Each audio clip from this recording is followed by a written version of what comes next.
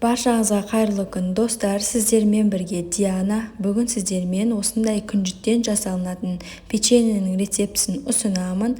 Қытырлақ, өте дәмді әрі пайдалы печеньенің рецептісін жасап көріңіздер. Сіздерге ұнайды деген ойдамын.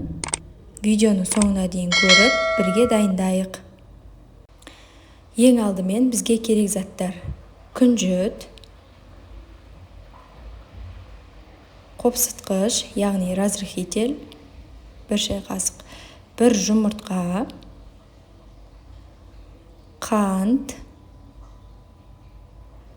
бөлме температурасындағы сары май және електен өткізілген ұн. Барлық заттардың өлшемі описанияда жазылып тұр видеоның астында. Ең алдымен күнжітімізді қызып тұрған табамызға саламыз.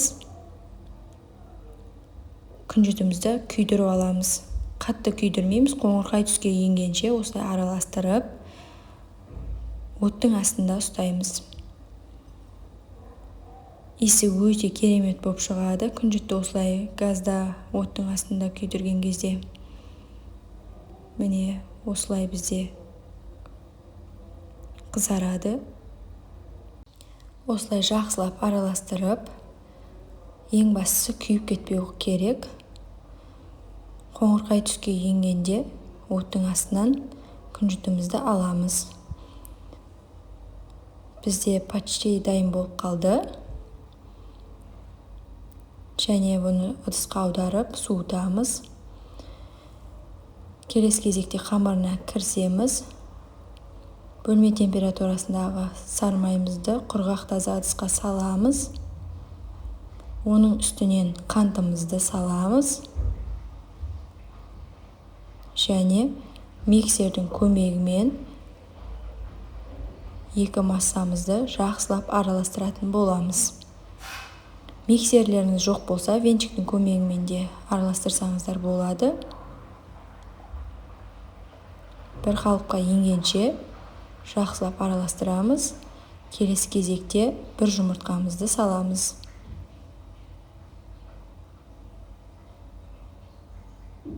Және тағы да миксердің көмегімен бір қалыпқа келгенше массамыз бір-біріне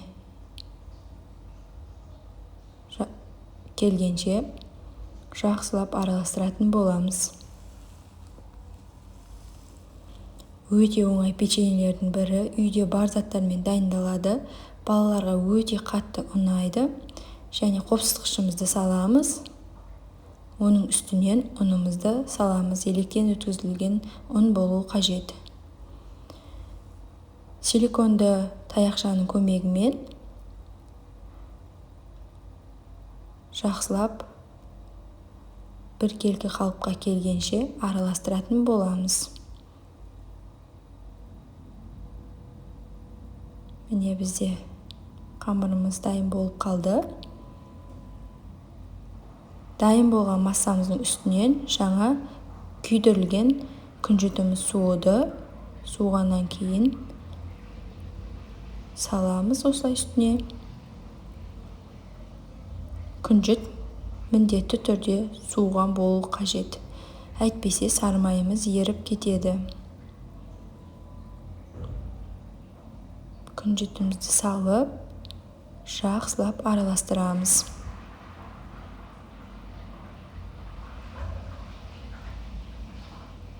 Бізде дайын болды массамыз. Келесі кезекте табамызға салып шығатын боламыз. Осылай қолымызды сулап, дөңгелек етіп салсақ та болады.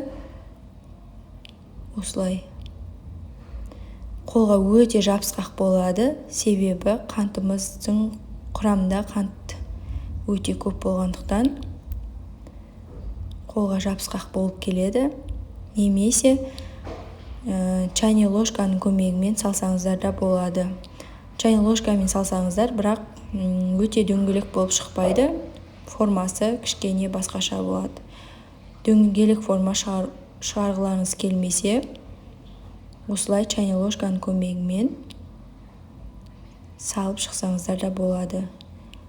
Қамырымыз бізде өте жабысқақ қолға және тез еріп кетуі мүмкін, себебі құрамында май, сары майымыз өте көп.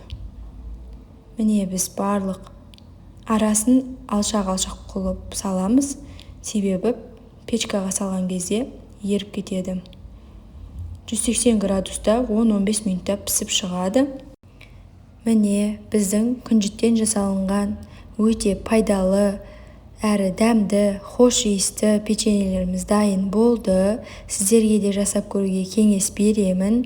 Өте оңай рецепттердің бірі, үйде бар заттармен дайындалады. Балаларға да жасап берсеңіздер өте дәмді әрі пайдалы рецепттердің бірі. Сіздермен бірге болған Диана. Видеоны соңына дейін қарағандарыңызға рахмет. Каналыма тіркеліп, лайк басып, комментарий жазамыз. Ас болсын, сау болыңыздар.